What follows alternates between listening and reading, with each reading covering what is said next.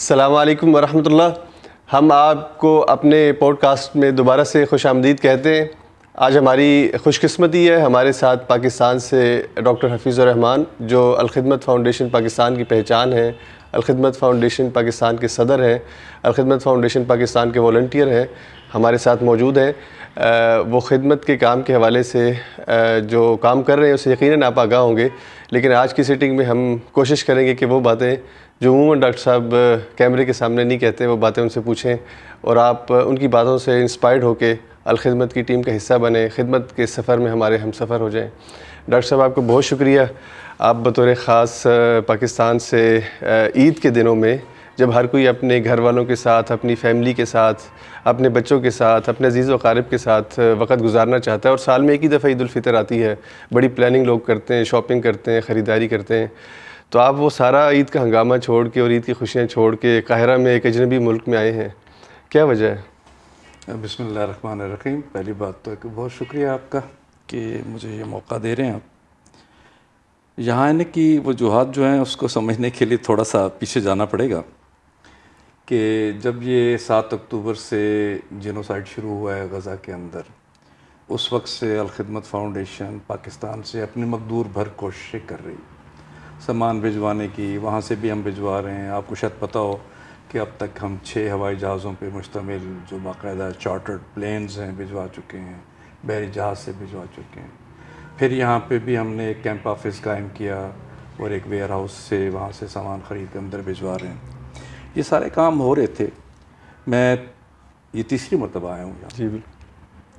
پچھلی 2 مرتبہ میں جب آیا اور خاص طور پہ جب دوسری مرتبہ میں مارچ میں یہاں پہ آیا سامان بھجوانے کے لیے کہ رمضان کا سامان لوگوں کے لیے کوئی 15,000 فیملیز کے لیے ہم نے تیار کر کے اندر بھجوایا، تو اس وقت انکشاف ہوا کہ بہت سے جو شدید مریض ہیں اور جو کرونک النسز کا شکار ہیں اور کچھ نہ کچھ کوشش کر کے وہ شفٹ ہو رہے ہیں ایجپٹ قاہرہ کے اندر آ جائیں.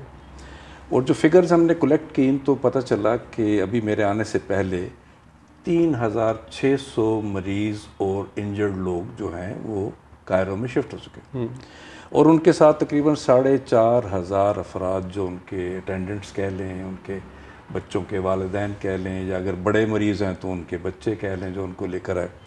تو اس طرح 8,000 کی تعداد ہمیں پتہ چلی کہ یہاں پہ شفٹ ہوئی ہے، اور سارے کے سارے وہ ڈیزرونگ فیملیز ہیں. اس میں سے 1/3 لوگ تو چلے گئے دوسرے ممالک میں علاج کے لیے، 2/3 یہاں پہ. تو ہمارا اسٹیمیٹ یہ ہے کہ قریباً 5,000 افراد جو کہ 1,000 فیملیز پر مشتمل ہیں یہاں پہ مختلف جگہوں میں، قاہرہ میں، اسماعیلیہ میں اور عریش کے ارد گرد میں وہ قیام پذیر ہیں. تو اس وقت یہ خیال آیا کہ یہ جو فیملیز وہاں سے مہاجر ہو کے آئی ہیں یہ ہماری توجہ کی مستحق ہیں، بالکل ہمیں ان تک پہنچنا چاہیے. اس کے لیے مارچ میں جب میں یہاں آیا تھا تو ایک نظام بنایا اور ہم نے ایک سلوگن دیا کہ غزن فیملی سپورٹ پروگرام شروع کرتے ہیں. اور اس کے لیے یہاں ایک میکنزم بنایا. ایک غزہ کے ڈاکٹر صاحب ہمارے قابو میں آ گئے، ڈاکٹر عثمان الآغا، ان کی ہم نے ڈیوٹی لگائی یہاں پہ اپنے، اور سٹاف کو رکھا کہ ان تمام فیملیز کو رجسٹرڈ کیا جائے اور ان کی ضروریات کا جائزہ لیا جائے، اور کم سے کم ان کی جو میڈیکل کی ضروریات ہیں وہ بھی پوری کریں، خوراک کی پوری کریں، اور پھر یہ بھی سوچا کہ ہم کوئی ان کی ایجوکیشن کے حوالے سے بھی سوچیں. کیونکہ اسی وقت جب ہم مختلف فیملیز سے ملے تو پتہ یہ چلا، اور آپ نے دیکھا ہوگا، پریس میں بھی دیکھا ہوگا کہ یونیورسٹیاں تباہ ہو گئیں، اسکول کالجز تباہ ہو گئے، چونکہ ان میں انہوں نے پناہ لی تھی اس لیے ان کو بمبارڈ کر دیا گیا. تو اب اگر سیز فائر ہو بھی جائے تو اس کے بعد بھی آپ توقع نہ کریں کہ اگلے 4-5 سال تک ان کے تعلیم کا سلسلہ بحال ہو سکے گا. ان چیزوں کو سامنے رکھتے ہوئے ہم نے سوچا کہ کم سے کم ہم یہ آغاز کریں ان فیملیز کے ساتھ جو یہاں مصر کے اندر مقیم ہیں. اور جب یہ ہم پلان کیا اور ان کو امداد پہنچانا شروع کی تو پھر ایک اور احساس سامنے آیا، اور رمضان میں وہ بہت بڑھ کر آیا کہ جب وہاں سے فلمیں آتی تھیں کہ وہاں کے بچے اور ہماری مائیں اور بہنیں اور بھائی جو ہیں پتے کھا رہے ہیں سحری کے وقت یا افطاری کے وقت، اور ان کو پانی میسر نہیں ہے. ویڈیو آپ دیکھتے ہیں کہ ایک ٹینکر پانی کا آیا ہے اور اس کے پیچھے سینکڑوں لوگ جا رہے ہیں ایک بوتل پانی کے حاصل کرنے کے لیے. یہ ساری چیزیں جب تھیں اور اندر تو ہم سامان بھجوا رہے ہیں، اور کتنا پہنچتا ہے، کتنے ان کے کام آتا ہے، وہ اللہ بہتر جانتا ہے. کچھ نہ کچھ رپورٹیں تو ہمیں آتی ہیں، لیکن سوچا جو فیملیز 1000 فیملیز جہاں رہ رہی ہیں ان کو تو ہم براہ راست کچھ دے سکتے ہیں. بالکل.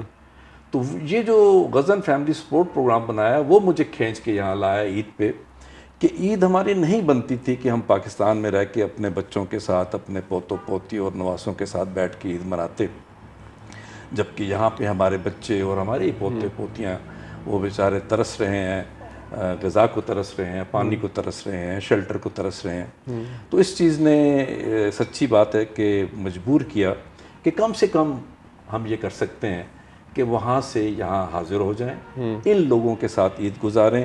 اور کہنے کو تو ہم ان کو حوصلہ دینے آئے ہیں، ان کے ساتھ سولیڈیرٹی کا اظہار، یکجہتی کا اظہار کرنے آئے ہیں، لیکن در حقیقت جب ہم آ کے ان سے ملے ہیں تو معاملہ الٹ ثابت ہوا کہ ہم ان سے حوصلے لے رہے تھے، ان سے تقویت حاصل کر رہے تھے.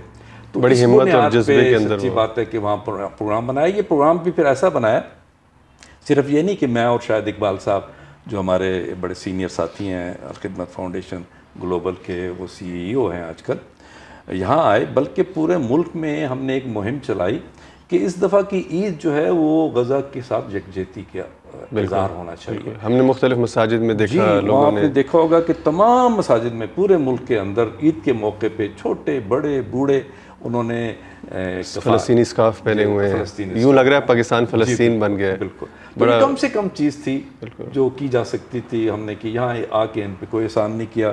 اپنا ایک گلٹ ہے، اپنا ایک اندر ایک لڑائی جاری ہے کہ یہ جو اتنا ظلم ہو رہا ہے اس میں ہم کیا ان کے لیے کر سکتے ہیں، مدد کیسے کر سکتے ہیں. اس لیے یہاں پہنچے. ڈاکٹر صاحب، یہ جو آپ نے جس طرح ایک انیشیٹو لیا اور آپ نے اپنی ٹیم کو انگیج کیا اور پورے پاکستان کے اندر فلسطین کے ایک رنگ نظر آیا، پوری دنیا کے اندر یہ کہ درد موجود ہے، لوگ رابطہ کرتے ہیں. اور میں کل آپ کے ساتھ تھا جب ہم وہ غزہ بچوں کو عیدی تقسیم کر رہے تھے، تو وہ جو خوشی بچے کے چہرے پہ آتی ہے، وہ جو بچے مرجھائے ہوئے پھولوں کی طرح تھے، وہ جو بچے سہمے ہوئے تھے، بمبوں اور گولیوں کا اور بارود کا وہ سارا ڈھیر دیکھ کے آئے تھے. تو شروع میں آپ نے ان کے بچوں کے چہرے دیکھے اور جب ہم نے ان کو وہ ایکٹیویٹیز دیں اور وہ، تو آپ کو ذاتی طور پہ کتنی خوشی فیل ہوئی جب آپ نے ان کے چہروں پہ مسکراہٹ دیکھی؟ اور آپ کا وہ تھوڑا سا ہم چاہتے ہیں کہ آپ ناظرین کو وہ بھی، اگر آپ وہ چند جملے میرے وہ اگر آپ دوبارہ سن لیں جو ان بچوں کے ساتھ کھڑے ہو کے میں نے کہے تھے، اور بعد میں جب میں نے خود بھی سنا ریکارڈڈ، تو مجھے احساس ہوا کہ وہ بالکل اندر سے نکلے تھے. بالکل بالکل نیچرل. کچھ 40 سے زیادہ بچے تھے جی، بڑے خوبصورت بچے ہیں ماشاءاللہ، اور دیکھ کے خوشی ہوتی ہے. لیکن اب 2 بچیاں میرے ساتھ تھیں، آپ نے نوٹ کیا ہوگا، پتہ چلا کہ ان کے والد تو وہاں پہ ہیں. اور یاد ہے کہ وہ جب ہم ایک شاپنگ کروا رہے تھے ایک فیملی کو مال کے اندر، تو اس فیملی کا پتہ چلا کہ ان کا جو سربراہ ہے، بچوں کا سربراہ جو ہے، اس خاتون کا جو ہسبینڈ ہے، وہ مفقود ہے 5 سال. بالکل. اب 5 مہینوں سے، اب جو 5 مہینے سے مفقود ہے تو آپ سمجھ سکتے ہیں کہ کیا معاملہ. بالکل. کیونکہ 7000 لوگ تو ملبے کے نیچے ہیں، جن میں 5000 بچے اور عورتیں بھی شامل ہیں. اب یہ جو بچے تھے جن کے ساتھ یہ ٹریجڈیز ہوں، کوئی کسی کا والد مفقود ہو، کسی کا والد یہاں نہ ہو، وہاں پہ ہو، اور کس حال میں ہو، آ بھی نہیں سکتا ہو. بالکل. ان چھوٹے 2 بچیوں کا یاد ہے آپ کو کہ ان کے چہرے پہ مسکراہٹ آ ہی نہیں رہی تھی. بالکل. اور جب وہ ہم وہاں پہ ایک شغل شروع ہوا ان کے ساتھ، ان کی پینٹنگ شروع ہوئی، وہ پھر وہ جو لڑکے کچھ بنے ہوئے تھے، انہوں نے وہ پہنے ہوئے تھے پانڈاز کے، پانڈاز، اور یہ وہ انہوں نے ان کو ایسایا، کھلایا، پھر ان کو کچھ پاپ کارنز اور کچھ چیزیں ملنا شروع ہوئیں. تو آخر میں ایک ماحول بن گیا تھا کہ سارے بچے مسکرا رہے. بالکل. اور بڑے بھی ساتھ شروع ہو گئے تھے. ہاں جی، بڑے بھی. اب وہ سارے اکٹھے ہو کے جب مسکرا رہے تھے تو میں سوچ رہا تھا کہ میرا آنا وہ تو مجھے وصول ہو گیا، بہت ورتھ ہے اس کی. الحمدللہ. وہ چند مسکراہٹیں جو ہر بچے کے اوپر کچھ لمحوں کے لیے بکھر گئیں، اللہ کی خاص مہربانی تھی. اور جو ہم اتنے دور سے چل کے آئے، اپنوں کو چھوڑ کر آئے، جو وقت دیا، جو مال لگایا، وہ سب وصول ہو گیا. الحمدللہ. یہی وہ چیز ہے ڈاکٹر صاحب کہ اگر انسان کتنا لمبا سفر کر کے آیا ہو، اس نے کتنا مال خرچ کیا ہو، اپنا وقت صلاحیت لگائی ہو، تو وہ جو چہرے پہ خوشی دیکھتا ہے، اس ضرورت مند کے، اس مستحق فرد کے چہرے پہ جو خوشی دیکھتا ہے، وہ خوشی بندے کے سارے غم، ساری تھکاوٹ، ساری تکلیف سب کچھ دور کر دیتی ہے. اور مجھے بھی اس وقت کافی وہ ایک جذبہ ملا کہ یار ہم جو یہ کام کرتے ہیں اس میں روحانی سکون ہے. اور میں یہی چاہتا ہوں کہ آپ تھوڑا سا اگر اس پہ بھی اپنے آپ کے جو خیالات ہیں ان کا اظہار کریں. دیکھیں دنیا میں بہت سے لوگ ہیں، ان کے پاس مال ہے، ان کے پاس اسٹیٹس ہے، ان کے پاس جو ہے وہ گھر ہے، گاڑی ہے، بنگلہ ہے، روزگار ہے، لیکن وہ کچھ اندر کی کمی فیل کرتے ہیں کہ ان کو وہ خوشی نہیں ہے جو اندر ہونی چاہیے. کیا خدمت ایسی چیز ہے، خدمت کا سفر، خدمت کا کام، کہ وہ اندر کی خوشی بندے کو ملتی ہے؟ اس میں احمد بھائی کنسیپٹ کلیئر ہونا. اب مجھے کئی کہتے ہیں اچھا بھائی بڑا والنٹیئرز ہیں آپ اور رضاکارانہ کام کرتے ہیں، اور ہیں volunteer, we are not paid by anybody, اور اپنا وقت بھی دیتے ہیں اور سارا کچھ خرچ کرتے ہیں. لیکن اس کو سمجھنا چاہیے کہ ہم جو کام کر رہے ہیں وہ والنٹیئرزم نہیں ہے، وہ ابلیگیشن ہے، وہ فرض ہے جو ہم ادا کریں. وہ فرض کفایہ بھی نہیں، فرض عین ہے. اور اس کو اگر قرآن اٹھا کے دیکھیں، اتنی وضاحت کے ساتھ اس کے اوپر بات ہے کہ ایک ہمارے مولانا ہیں، انہوں نے تو بالکل ساری بات کو کوزے میں بند کر دیا. انہوں نے کہا قرآن میں 3 چیزیں ہیں کہ آپ اللہ کی عبادت کریں، یعنی اس کے غلام بن جائیں. عبادت عبودیت سے ہے، جیسے وہ کہتا ہے ویسے کریں، زکوٰۃ والی بات نہیں، تو اپنے آپ کو بالکل پیش کر دینا، تسلیم کر لینا، سر تسلیم اور ہر بات ماننا، اور ایک غلام جس طرح مانتا ہے. آپ اللہ کی تو عبادت کریں اور اللہ کے رسول کی اطاعت کریں، یعنی اللہ نے جو رسول بھیجا ہے اس کی اطاعت کریں، کیونکہ اس کی اطاعت جو ہے وہ اللہ کی اطاعت ہے. اور تیسری چیز جو قرآن میں آپ کو ملتی ہے کہ وہ اللہ کی مخلوق کی آپ خدمت کریں. ماشاءاللہ.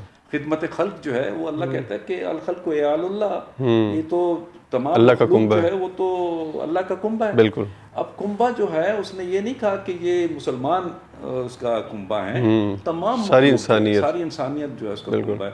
اس کی خدمت کے حوالے سے قرآن بھرا پڑا ہے. میں کہتا ہوں صرف ایک آپ سورۃ الدہر کی وہ چند آیات، سورہ الدہر میں 8ویں بالکل، وَيُطْعِمُونَ الطَّعَامَ عَلَىٰ حُبِّهِ مِسْكِينًا وَيَتِيمًا وَأَسِيرًا إِنَّمَا نُطْعِمُكُمْ لِوَجْهِ اللَّهِ لَا نُرِيدُ مِنْكُمْ. اب پہلی بات جو ہے کہ یہ وہ لوگ ہیں جو کہ یتیموں کو، مسکینوں کو اور اسیروں کو کھانا کھلاتے ہیں. بالکل. لیکن اگلی بات جو ہے نا وہ بڑی خوبصورت ہے.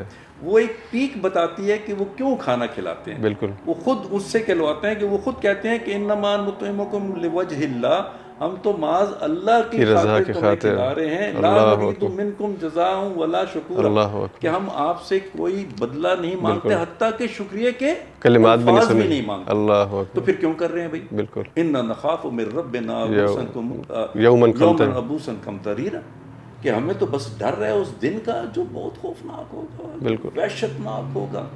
اور اس کے بعد آپ تو حافظ قرآن ہیں، عالم دین ہیں، آپ جانتے ہیں کہ سورۃ دہر میں ان 3 آیات کے بعد پھر اللہ تعالیٰ ایک دم انعام بتانا شروع اللہ اکبر. بھئی ایسے بیٹھے ہوں گے اور تخت لگے ہوں گے اور باغات، نہریں بہہ رہی ہوں گی. وہ جو آخر کچھ 12 آیات ہیں غالباً، 11 آیات ہیں جس میں وہ تمام چیزیں بتائی جا رہی ہیں. اور اس کا بھی پیک جو ہے وہ رک کے نا اللہ تعالیٰ خود ہی، یعنی لگتا ہے ایسے کہ اللہ نے فیل کیا کہ اتنی جو میں عنایات کر رہا ہوں تو یہ تو پریشان ہو گیا ہوگا. تو وہاں ان ھذا کان لکم جزاء وکان سعیکم مشکورا. بالکل. کہ نہیں گھبراؤ نہیں، یہ تمہاری ہی جزا ہے، محنت کا بدلہ ہے، محنت کا بدلہ ہے. تم نے جو محنت کی ہے وہ یقیناً. ایسے ہی اگر آیات کی تشریح کو ہم سوچیں ڈاکٹر صاحب کو، تو اللہ تعالیٰ قیامت کے دن بندے کی یہی نیکی اس کے وقت سامنے لے کے آ جائے گا کہ دیکھو یہ تم نے دنیا میں نیکی کی تھی، وہ فلاں کی ضرورت پوری کرنے تم پاکستان سے سفر کر کے فلسطین گئے تھے صرف میری رضا کے لیے، تو آج تمہاری جزا اور بدلہ اتنا بڑا ہے. تو اس وقت انسان کی جو خوشی ہوگی وہ کئی گنا زیادہ ہوگی. میں اپنے اسٹوڈنٹس کو نا، ساری آپ کی بات کو کاٹ کے، اکثر میں ٹیچر ہوں میڈیکل کالج کے اندر، تو ان کو میں بتاتا ہوں کہ یہ اگر والنٹیئرزم ہوتا نا، تو والنٹیئرزم میں تو کبھی آپ کا دل کیا تو کریں گے، جب وقت ہوگا تو کریں گے، جس دن پیسے ہوں گے تو کریں گے، جس دن جی نہیں چاہے گا اس دن نہیں کریں گے. بالکل. لیکن یہ وہ نہیں ہے. یہ تو نماز کی طرح آپ کے اوپر فرض ہے کہ آپ اگر دل چل رہا ہے، دل کر رہا ہے یا نہیں کر رہا تب بھی پڑھنی ہے، بیمار ہیں تب بھی پڑھنی ہے، ہر وقت پڑھنی، جو بھی ٹائم مقرر ہے اس کے اوپر. بالکل.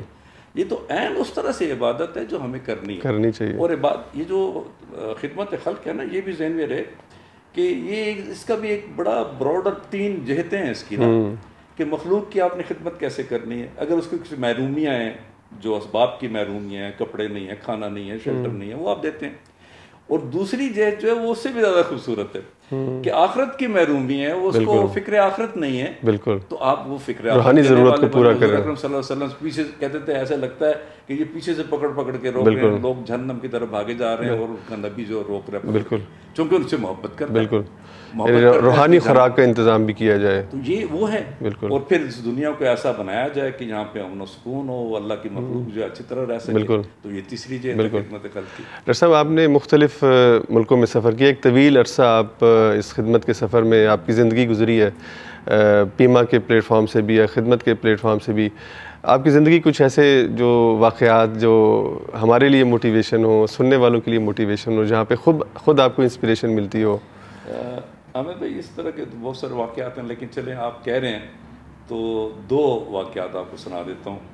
ایک وہ واقعہ کہ جس نے مجھے سراغ پہ لگایا، ظاہر ہے کہ قرآن اس کے میں بات سمجھتا رہا، چیزیں آہستہ آہستہ پتہ چلتی رہیں، علماء کے ساتھ بیٹھنے سے پتہ چلی، آپ جیسے لوگوں کے ساتھ بیٹھنے سے سیکھا، لیکن جس چیز نے مجھے ٹریک پہ ڈالا وہ تو 15-16 سال کی عمر کا تھا، میں میٹرک میں پڑھتا تھا اور 10ویں کلاس میں واکنڈ میں ہم رہتے تھے، تو مجھے ایک بیماری ہوئی، گیاں بارے سنڈروم ہوتا ہے، اس وقت تو ڈائگنوز بھی نہیں ہوا تھا، اس میں میری دونوں ٹانگیں پیرالائز ہو گئی، اللہ، ٹوٹل پیرالائز ہو گئی کہ میں ہلا بھی نہیں سکتا تھا، اللہ، تو وہاں داخل ہو گیا، تو اس ساری بیماری میرا 1 سال لگ گیا یعنی، لیکن جو بات میں بتانا چاہتا ہوں وہ یہ ہے، ہاسپٹل بڑا اچھا تھا، ٹرشری کیئر ہاسپٹل تھا، پی او ایف ہاسپٹل، اور میں جس کمرے میں تھا اس میں 2 بیڈس تھے، اور ایک جو ہمارا میل نرس تھا وہ بہت ہی کیئرنگ تھا، آتا تھا، اتنی زیادہ کیئر کرتا تھا کہ میرے پاؤں گندے ہو گئے تو وہ خود سب لا کے سر اس کو کیا کہتے ہیں شیمپو وغیرہ لا کے اوپر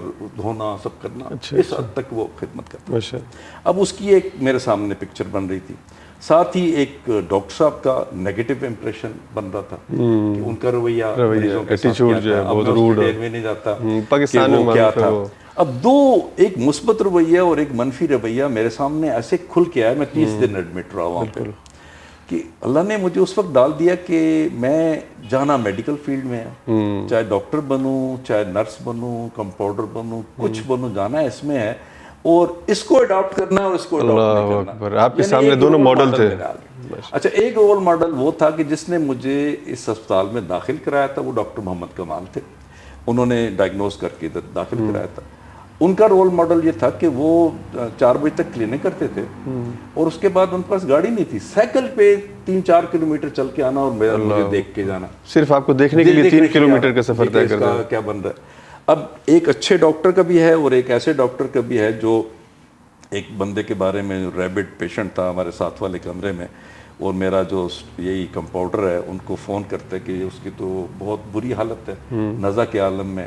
اب واقعی اس نے فوت ہونے والا تھا، وہ جو کتے کے کاٹے سے بیچارہ ہوتا ہے نا، ساتھ والے کمرے، اس کی آوازیں بھی ایسی خطرناک قسم کی آتی تھی، لیکن اس کو وہ فون اس نے کیا کہ بھائی بہت آپ آ کے دیکھ لیجئے، تو مجھے آ کے اس نے بتایا کہ ڈاکٹر نے کہا جی کہ اس نے تو مرنا ہے، جب مر جائے تو بتانا، میں ڈیتھ سرٹیفکیٹ بنا دوں گا۔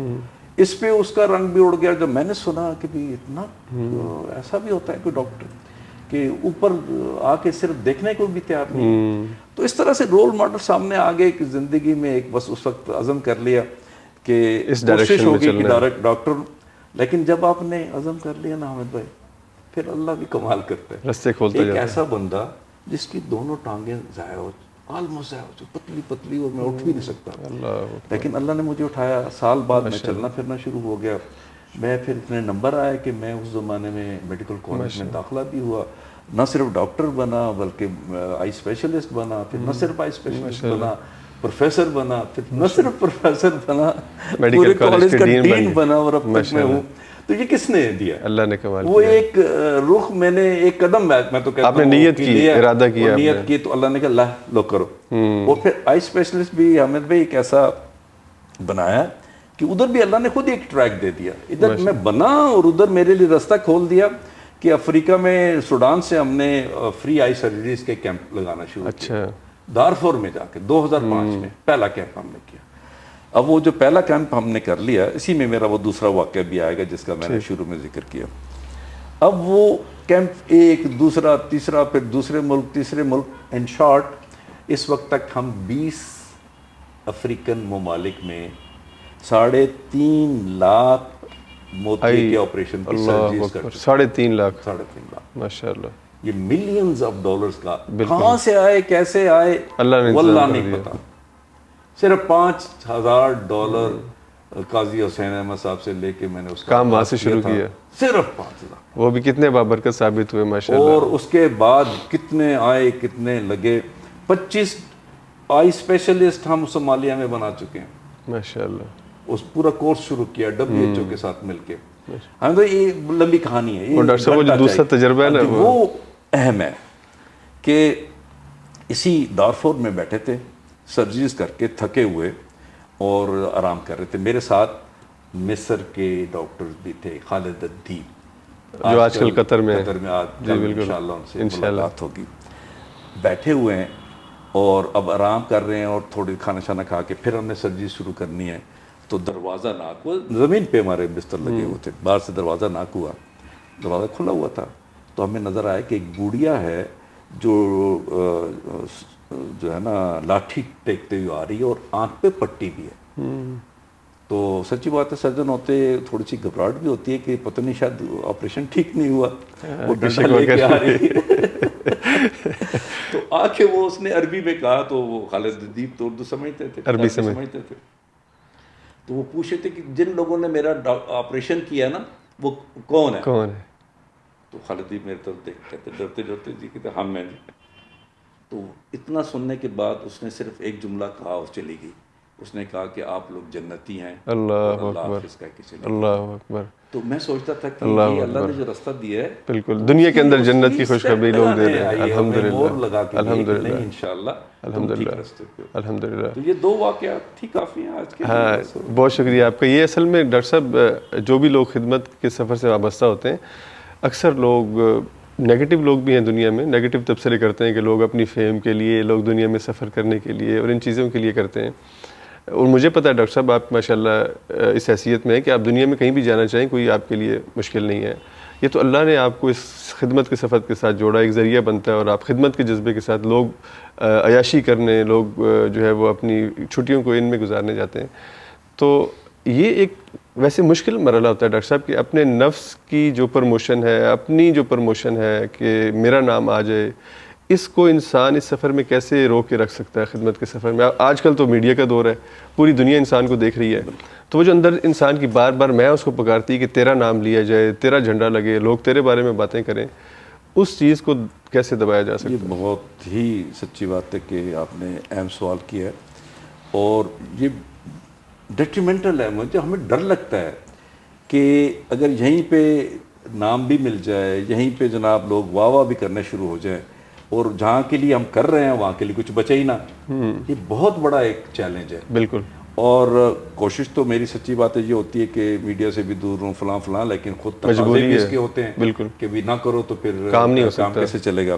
اس میں بیلنس رکھنے کے لیے بڑی ضرورت ہوتی ہے. اپنے آپ سے اللہ تعالیٰ سے معافی مانگ, اللہ یعنی یہ نہ ہو کہ یہیں پہ آپ اللہ ہمیں کہے کہ ہاں جی تمہیں تو نام و نمود چاہیے تھا, تمہیں تو ہو گیا تھا نا. وہ مثال بھی حضور نے حدیث میں بتائی ہے, اللہ سب کو بچائے اس سے. اور اپنے نیتوں کو بھی بار بار صاف کرنے کی ضرورت ہے. یہ انسان کی اپنے نفس کے ساتھ ایک جنگ ہے, مسلسل کسی بھی وقت شیطان گمراہ کر سکتا ہے. بالکل. بلکہ ڈاکٹر صاحب اس میں وہ بڑا مشہور منور حسن صاحب کا وہ جملہ جو ہے نا وہ بڑا وائرل ہوا, اور بڑی خوبصورت بات انہوں نے کی اس حوالے سے کہ انسان دین کا کام بھی کرے, خدمت کا کام بھی کرے, اسٹیج کے اوپر آ کے تقریر بھی کرے, لیکن اسے شہرت کی چاٹ نہ لگے. وگرنہ جس آدمی کو یہ بیماری لگ جائے تو یہ اپنے نفس کے ساتھ ایک محاسبہ ہے, اپنے نفس کا ایک جائزہ ہے جو ہر صبح و شام اس کو کرنا ہے. کہیں پر دل میں خیال آ بھی گیا کہ یار لوگ تو میری بڑی تعریف کریں, تو فوراً رجوع کرنا, اللہ سے معافی مانگنی کہ اللہ میں دنیا میں اجر نہیں لینا چاہتا, میں آخرت میں اجر لینا چاہتا ہوں. ہمیں بھائی سیدھی سی بات ہے کہ یہ جو چیزیں ہیں نا یہ اللہ تعالیٰ نے ودیعت کی ہیں انسان کے اندر نا, دونوں طرح کی. یہ کہنا جی کہ مجھے تو بالکل دل ہی نہیں کرتا جی کہ میرا نام لوگ جانتے ہوں, یہ تو غلط بات ہے, بالکل غلط ہے. اصل یہ کہ آپ کے اندر ایک جنگ جاری ہو کہ آپ اس کا مقابلہ کریں, اس جذبے کو, اصل اجر اسی چیز کا ہے, امتحان بھی وہی ہے, اور اس کے لیے کوشش کر رہے ہیں, اور جو طریقہ بھی ہو. ورنہ تو بہت گھاٹے کا سودا ہوگا. سچی بات ہے کہ ہم نے دنیا بھی نہ بنائی ہو, بالکل سو کار دنیا میں اس کا یعنی خدمت کی نظر کر دیا سارا کچھ, مطلب اس کی نہ چارٹ ہے نہ اللہ تعالیٰ محفوظ رکھے, اس سے کا شکر ہے کہ بالکل اس سے اپنے آپ کو خالی رکھا ہوا ہے. تو لیکن اگر آگے بھی کچھ نہ گیا تو یہاں بھی خالی ہاتھ وہاں بھی خالی ہاتھ، تو گھاٹے کا تو یہاں کا خالی ہاتھ ہونا تو کوئی ایسی بات نہیں، گزر گئی ہے زندگی، لیکن وہاں کا خالی ہاتھ تو قابل برداشت نہیں، وہ تو ہمیشہ کی زندگی ہے، بس اس کے لیے تو اپنے ساتھ ایک جنگ جاری کرنی رکھنی پڑتی چاہیے ہے۔ اور استغفار کرنا چاہیے اور اللہ ہی اس سے بچائے۔ اچھا ڈاکٹر صاحب، آپ کے گھر کے اندر ماشاء اللہ اللہ تعالیٰ نے آپ کو اولاد دی ہے، آپ کے گھر میں جب آپ اتنا سفر کرتے ہیں اور مختلف جگہوں پہ جاتے ہیں تو گھر والے تقاضا نہیں کرتے کہ ہمیں بھی کچھ وقت دیں، گھر پہ بھی رہا کریں، یا یہ بھی ان کی ٹریننگ کی ہوئی ہے آپ نے؟ یہ آپ نے اچھا سوال کیا، یہ کم از کم ایک میسج جانا چاہیے جی، یہ آپ کے گھر والا ڈپینڈ کرتا ہے کہ آپ نے کیسے، آپ کیسا ماڈل بنے ہیں ان کے سامنے، بالکل آپ نے ان کی تربیت کیسے کی۔ الحمدللہ میرے 5 بچے ہیں جی، 4 بیٹے ہیں، 1 بیٹی ہے، ماشاء اللہ، سارے حافظ قرآن آپ اور نے سارے بتایا، حافظ ماشاء قرآن بھی ہیں، اللہ، ان کو قرآن کی طرف لگایا۔ میں خود حافظ قرآن نہیں ہوں، اللہ اکبر، میرے والد صاحب حافظ قرآن تھے، ماشاء عالم اللہ، دین تھے، لیکن میں نہیں ہوں۔ لیکن اللہ تعالیٰ نے مہربانی کی کہ ٹھیک ہے ان کے لیے جائیدادیں نہیں بنائیں، لیکن الحمدللہ دنیاوی تعلیم بھی انہوں نے حاصل کی ہے، ڈاکٹر بھی بنے ماشاء اللہ، ہیں، انجینئر بھی بنے ہیں، اور ساتھ حافظ قرآن بھی ماشاء ہیں، اللہ، تابع دار بھی ہیں، ماشاء اللہ، ہر لحاظ سے اچھے ہیں، اور میرے اصل سپورٹر تو وہ ہیں، ماشاء اللہ، اور میری بیگم میری سپورٹر ہے ماشاء اللہ، کہ وہ مجھے انکریج کرتی ہیں۔ اب میں ادھر بیٹھا ہوں، ادھر سے کوئی گلے شکوے کی بات نہیں ہے، سنبھالا ہوا سارے معاملات پیچھے، میرے خیال رکھا جا رہا ہے، پوچھا جا رہا ہے طبیعت کیسی ہے، کیسے ہو، چل رہے ہو۔ ماشاء اللہ، تو ابھی میں کہہ رہا تھا آپ کو کہ میں نے دنیا نہیں بنائی، تو دنیا کسی اور، وہ جو مال وال ہے اس کے حساب سے، ادروائز تو میری دنیا بڑی اچھی ہے، میری تو الحمدللہ، اچھی اولاد ہے، صالح اولاد ہے، بہویں اتنے شاندار ملی ہیں، پھر آگے الحمدللہ، بچے ہیں، الحمدللہ، تو گھر میں تو اللہ کی رحمت ہی رحمت ہوتی ہے۔ الحمدللہ، الحمدللہ، تو ادھر بھی بہت کچھ دیا ہوا جی، اللہ نے، الحمدللہ، ہاں، تو یہی مجھے پسند بھی ہے کہ الحمدللہ۔ یہ صرف یہ نہیں، اپنے آپ کو سمجھانے کی ضرورت ہے کہ آپ کا اطمینان کہاں پر ہے، آپ جو چیز حاصل کرنا چاہتے ہیں وہ اللہ دنیا میں آپ کو دیتا ہے، آپ اسی تو طرح۔ بچوں کو اور بیگم کو، ان سب کو چونکہ ساتھ بالکل ہر وقت ساتھ رکھا ہے اس معاملے میں۔ آئی کیمپس میں پاکستان میں جب جاتا تھا تو ساتھ میرے بچے بھی ہوتے، ماشاء اللہ، وہ ان کی سیر ہو جاتی تھی، میں اپنے کیمپ کر لیتا تھا۔ بلکہ میں وہ آپ نے مجھے تصویر دکھائی، آپ کے پوتے پوتیاں نواسے نواسیاں پاکستان میں، انہوں نے فلسطینی اسکارف پہنے ہوئے ہیں، ہاتھوں پہ فلسطین کی وہ مہندی لگا رہے ہیں، تو بچوں کو وہاں پہ بھی آپ نے پورا ایک انوائرمنٹ دیا اور سمجھایا کہ یہ کاز ہے، ایک مقصد ہے، اس کے لیے ہم نے عید کا دن بھی اسی انداز میں گزارنا ہے، تو یقیناً وہ بھی پھر اگر میں یہاں تھا تو وہاں وہ بھی اسی طرح اسی سے جذبے میں لگے تھے، ہوئے تھے، اسی شوق کے، اور ہر بچے نے، چاہے ہمارا سب سے چھوٹا اگر کوئی بچہ میرے پوتے پوتی میں دیکھیں تو وہ 1 سال کی بچی ہے نا، اس کے نام پر بھی اس کی ماں نے فلسطین کے لیے فنڈ کچھ نہ کچھ ضرور دیا ہے، تاکہ یہ ایک صدقہ ہو، سب کچھ ہو، پورا ایک جذبہ ہے۔ ایک اور پہلو پہ ڈاکٹر صاحب میں آپ سے چاہوں گا کہ آپ اپنا تھوڑا سا خیالات کا اظہار کریں کہ پاکستانی جو ایک کمیونٹی ہے پوری دنیا کے اندر، پاکستان کے اندر، اور پھر اس کے نمائندے پوری دنیا میں موجود ہیں، یہ جو چیریٹی کے کام میں، خیرات کے کام میں پاکستانی قوم کا کنٹریبیوشن ہے، آپ اس کو یعنی پاکستانی قوم کو کیا کریڈٹ دینا چاہیں گے؟ میں تو بطور خاص یہاں پہ مصر میں آ کے حیران ہوا کہ دنیا بھر سے جتنی این جی اوز آتی ہیں اس میں سے کسی کا سی ای او پاکستانی ہے، فاؤنڈر پاکستانی ہے، اس کے بورڈ ممبرز میں پاکستانی ہے، اس کے یعنی کسی نہ کسی پہلو میں پاکستانی نکل آتا ہے، تو چاہے وہ عرب آرگنائزیشنز ہیں، افریقن آرگنائزیشنز ہیں، ایشین آرگنائزیشنز ہیں، امریکہ سے ہیں، افریقہ سے ہیں یا یورپ سے ہیں، پاکستانی ہر ایک کے اندر موجود ہیں، تو یہ خاص اللہ نے اس قوم کو ایک ابھی اتفاق سے جو سوال آپ نے کیا تو میں فوراً سوچنا شروع ہو گیا۔ میری دونوں سالیاں جو ہیں نا، میری بیگم کی 2 بہنیں، دونوں کینیڈا میں ہوتی ہیں، پڑھی لکھی ہیں ماشاءاللہ، اور وہاں پہ ویل سیٹل، ان اور وہ خدمت کے ساتھ بھی اور تعلیم کے ساتھ بھی وابستہ ہیں۔ تو ان کی آج ہی مجھے ایک میسج فارورڈ ہوا ان کا، میری بیگم نے کیا کہ کسی نے ایک مضمون لکھا ہے، ان کا نام میں نہیں لوں گا، بڑا اچھا مضمون ہے چیریٹی کے حساب سے، لیکن لب لباب اس کا یہ تھا کہ پاکستان کے اندر غربت ہے اور بڑے وہاں پہ بھوکے ہیں لوگ کروڑوں، تو ان کو کھانا کھلانے کی زیادہ فکر ہونی چاہیے۔ فلسطین کے لیے تو لوگ باقی لوگ کر رہے ہیں، بہت کر رہے ہیں، اور بہت اچھا مضمون تھا، اس کو میں اس کا نہیں، آخر میں اس پہ لکھا ہوتا ہے، لیکن آپ کسی کا اس سے متفق ہونا ضروری نہیں نا، تو میں نے جواب میں یہ لکھا کہ مجھے ان کا آخری جملے سے پورا اتفاق ہے۔ جی، اب میں یہ سوچ رہا تھا، اس میں ان کے الفاظ تھے کہ آپ پوری جناب قوم جو ہے وہ زور لگائے، پاکستان سے آپ 4-5 ملین ڈالر جو ہے نا ان کے لیے اکٹھے کر لیں گے تو کیا ہو جائے گا اس سے، جبکہ اور 60 ملین پتہ نہیں کینیڈا نے بھیجا ہے، فلانے نے بھیجا ہے۔ تو میں نے کہا جی آپ کی معلوم، میں نے ان سے نہیں کہا، میں آپ سے کہہ رہا ہوں کہ ان کی معلومات کتنی. اچھا ہاں، اس سے جو بقیہ چیریٹی ہوتی ہے اس پہ اثر پڑے گا, وہاں پہ بھوکے لوگ رہ جائیں گے. میں سوچ رہا تھا کہ جب ہم یہ مہم چلا رہے تھے اس والی فلسطین کی, وہ بہت زیادہ ہم نے چلائی بھی نہیں ہے, خود بخود لوگ پیسے دے رہے تھے. تو میں بار بار اپنے سٹاف سے پوچھتا تھا کہ بھئی وہ جو ہماری کمٹمنٹ ہے 30,000 یتیم بچوں کی کفالت, 30,000 بیواؤں کی, 3,000 وہ جو اسٹریٹ چلڈرن ہیں, بالکل, اور ہر سال ہم ہاسپٹلز ہیں 2.5 ارب روپے تو اس کے ہم نے ہر سال اکٹھے کرنے ہوتے ہیں. جو ہاسپٹل چل رہے ہیں 9 ارب روپے اس پہ خرچ ہوتے ہیں, اور جو ہمارے ایجوکیشن کے پروجیکٹس ہیں, پانی کے پروجیکٹس ہیں, تو اس کا چیک کر کے مجھے بتاؤ, ہر ہفتے بتاؤ بھائی وہ اس کا اسٹیٹس کیا ہے, خاص طور پہ رمضان میں جب مہم چلتی ہے.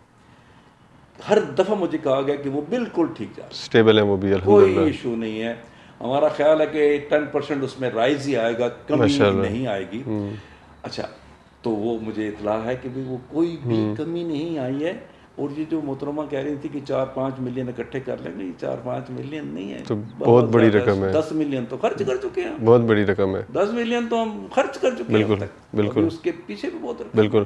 بلکہ ڈاکٹر صاحب ہم ناروے کے اندر جب فنڈ ریزنگ کرتے ہیں مختلف مساجد میں, مختلف کمیونٹی کی مساجد میں جاتے ہیں, تو پاکستانی کمیونٹی کی طرف سے جو رسپانس ہوتا ہے, اور ہر موقع پہ چاہے ترکی کا مسئلہ ہو, چاہے فلسطین کا مسئلہ ہو, برما کا مسئلہ ہو, پاکستان میں فلڈ کے اوپر انہوں نے بے بہا, تو باقی نیشنلٹیز کے بنسبت پاکستانی قوم کے اندر میں نے تو یہ فیل کیا کہ اللہ نے خاص جذبہ پیدا کیا دوسرے کی مدد کا.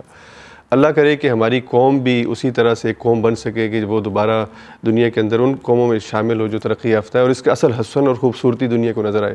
بس قسمتی سے ہمارا جو سسٹم ہے, ہمارا نظام ہے, ہمارے لوگ اوپر جو سسٹم کو چلا رہے ہیں, اس وجہ سے شاید ہم وہ نہیں کر پا رہے جو اصل میں ہمارا پوٹینشیل ہے اور جو ہمارے اندر ہے. تو اللہ کرے کہ ہماری قوم بھی جو ہے وہ سائڈ پہ چلے. آخر میں ڈاکٹر صاحب میں بطور خاص, کیونکہ ہماری جو آڈینس ہے جو ہمیں دیکھتے اور سنتے ہیں, وہ ہمارا ٹارگیٹڈ یورپین پاکستانی کمیونٹی ہے, تو اس کو آپ کیا میسیج دینا چاہیں گے, اور بطور خاص اس خدمت کے سفر میں ان کو ہم سفر کرنے کے لیے آپ کی طرف سے کوئی میسیج ان کے لیے ہو تو؟ دیکھیں, پہلے ایک تو آپ سے جو پہلا سوال کر رہے تھے, کسی حد تک آپ نے جواب بھی دیا, اس کو بھی ساتھ میں لا لیں میری بات میں. تو ہماری قوم جو ہے نا, وہ ایک, اس کو میں کہتا ہوں گروئنگ نیشن ہے, کہ اس میں ینگس کی تعداد زیادہ ہے, یگسٹر بہت زیادہ ہے. بالکل, 67% جو ہے انڈر 30 ہے. بالکل, اور 240 ملین ہماری 24 کروڑ لوگ بستے ہیں, اور میجورٹی اس میں سے ینگس کی ہے. جذبے وہ ہیں جو ابھی ہم بات کر رہے تھے, کہ خرچ بھی کرنا چاہتے ہیں. بالکل, ہمیں جب مہم چلتی ہے تو بھیک مانگنے والا بھی آ کے ڈال رہا ہوتا ہے, اپنا ایسا ڈال رہا ہوتا ہے. بالکل. تو اس کا مطلب جذبے بھی ہیں, کمٹمنٹ بھی ہے, ینگ بھی ہیں, گروئنگ نیشن بھی ہے, قوت ساری موجود ہے. اللہ کرے کوئی ایسی لیڈرشپ آ جائے کہ جو ان کو رستہ دکھا دے, ڈائریکشن دے دے, تو پاکستان جو ہے ایک دم پھر دوبارہ عروج کی طرف اور ترقی کی طرف. کوئی شک والی. بالکل. جو ڈائسپورا ہے اس کی جو پورے یورپ میں بھی ہر جگہ, ان کے لیے میرا پیغام یہ ہے کہ آپ کا ملک بہت پیارا ہے. آپ کسی وجہ سے باہر گئے ہوئے ہیں, آپ, ہمیں پتہ ہے کہ آپ اس سے محبت کرتے ہیں, اس محبت کو قائم رکھیے, کبھی بھی مایوس نہ ہوئے نہ ہوں. اللہ سے امیدیں رکھیں, ہمارے ملک نے انشاءاللہ ترقی کرنی ہے. اور آپ جتنا بھی ڈائسپورا باہر ہے, آئیں, ہاتھ میں ہاتھ ڈالیں ہمارے ساتھ, الخدمت کے ساتھ ہاتھ میں لائیں. ہم انشاءاللہ اس ملک کو ترقی کی راہ پہ گامزن کریں گے, کیونکہ ہم ایڈریس کر رہے ہیں, یوتھ کو ایڈریس کر رہے ہیں. ابھی ہمیں صاحب ہم نے 1 ملین یوتھ کو ایڈریس کرنے کا پروگرام بنایا ہے. والنٹیئرز کو ان کی ٹریننگ کریں گے, والنٹیئر اکیڈمی بنا رہے ہیں, ان کو ڈائریکشن دیں گے. ہم گرین اینڈ کلین پاکستان کا نعرہ ہے. یہ ساری چیزیں ہم ان اچھا, وہ مزے کی بات ہے, جیسے ہم نے یہ کام شروع کیا, یہ یونیورسٹیوں کے اور کالجز کے بچے, ان کے اندر اتنا جذبہ ہے کہ وہ آگے اپنا آ کے خرچ کرتے ہیں, اور آگے بڑھ کے ہماری ڈائریکشن اپنی جیب سے خرچ بھی کرتے ہیں. اور میرا پوری دنیا کے اندر جو پھیلے ہوئے پاکستانی ہیں کہ مایوسی کو اٹھا کے پرے پھینکیں. بالکل. آئیے جناب, ایک ایسی تنظیم موجود ہے جو اس شعبے میں بالکل عوام میں سے ہے, اور عوام ہی کے لیے کام کرنا چاہتے ہیں, اور مقصد یہ ہے کہ ملک کو ترقی کی راہ پہ گامزن کریں, اور اس کے نتیجے میں اپنے اللہ کو راضی کر سکے. تو یہ سب کو دعوت ہے, آئیے ہاتھ میں ہاتھ ڈالیں, بسم اللہ کریں انشاءاللہ. بہت شکریہ ڈاکٹر صاحب آپ کا, آپ کے وقت کا. بطور خاص آپ نے ہماری پوڈ کاسٹ کے لیے وقت نکالا, اللہ تعالیٰ آپ کو جزائے خیر دے. آپ سب کا بہت شکریہ, آپ سب کے اس سماعت کا بہت شکریہ. اور ڈاکٹر صاحب کا جو آخری پیغام ہے یورپ کے پاکستانیوں کے لیے, وہ لازماً آپ الخدمت کے ساتھ جڑنے کے لیے اور اس سفر میں شامل ہونے کے لیے تیار ہوں گے. انشاءاللہ اگلی پوڈ کاسٹ میں ملاقات ہوگی, تب تک کے لیے اجازت. اللہ حافظ. حامد فاروق, قاہرہ سے. السلام علیکم ورحمۃ اللہ.